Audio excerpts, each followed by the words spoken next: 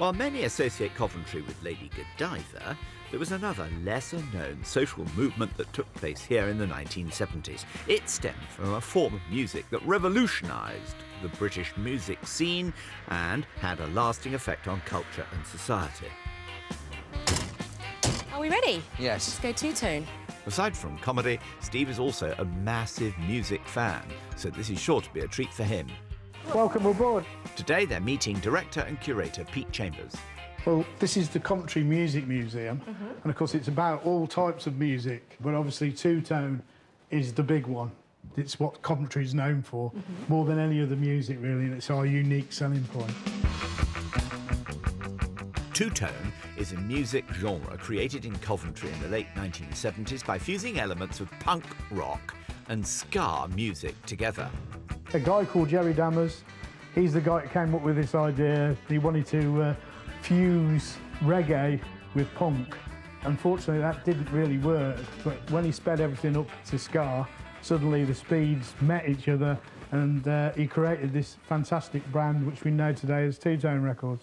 Punk had come and gone, and punk had a big mouth, but it didn't have a lot to say, whereas what followed was two-tone, and that had a lot to say. Yeah. It was music for the feet and the head. You could dance to it, and you could also listen to it, take it in. At the time, Coventry was a very multicultural society with a strong Caribbean community. This new form of music brought communities together for the first time. So is the black and white symbolic of something? What is that? It was evident on all the graphics on the records and everything, and it was evident in the band because the band were a multicultural band, black and white guys, singing this black and white stuff. It was a fusion of black and white music. Listen, we're going to play the number one from these dizzy heights. It's the Specials. Jerry Dammers, a two-tone pioneer, went on to form the Specials, probably the best known of the two-tone bands, with his college friend Horace Panter. The movement was branded with the iconic artwork of the black and white squares and the image of Walt Jabsco. I think it was bringing in almost like the mod feel, because there was a bit of a mod element to the whole thing as well. Walt Jabsco was a fictional character based on a photo of Peter Tosh, one of the main members of the Wailers, alongside Bob Marley. The imagery of the band was to become almost as famous as the music itself. Well, this was it. This was the style as well. It just wasn't about music, it was the whole thing. For 3 years, two-tone was at the forefront of the UK music industry, affecting culture, fashion and politics as well.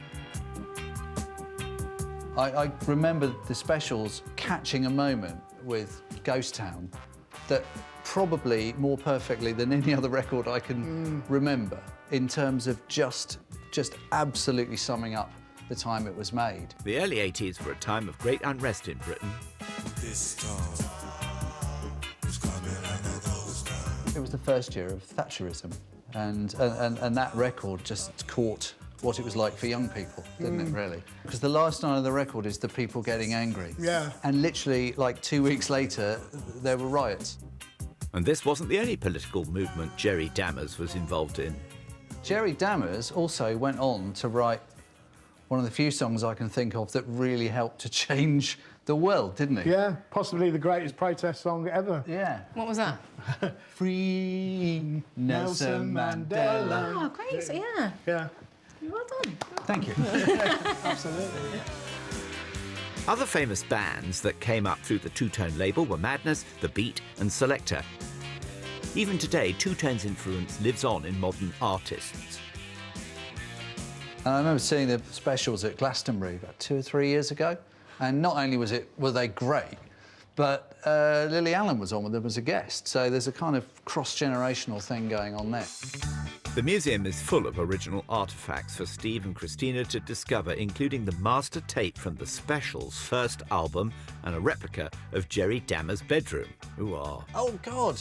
Look, if I can move the marathon bar here. 4p, look, 4p. But what you have here is Letraset. This is how people made posters. If you were in a band and you wanted to make a poster, you couldn't just typeset it. So you had to buy these. Oh, wow. I once saw a very early poster for The Cure in Reigate that I reckon was hand letrasetted by Robert Smith. And I wish I'd peeled it off the wall and kept it. Oh. Because then you could have told me how much it was worth. So does this take you back to being a teenager? It does, Those actually. years I had of friends. angst? I had friends whose bedrooms didn't look at all unlike this. And the trouble is, it's making me feel I ought to be revising. That's the overwhelming feeling that I'm getting. I need to do some geography. You will start panicking. Quick, Yeah. let's go, go, go, go, go, stop revising. Whilst Steve is being taken back to his youth, Roy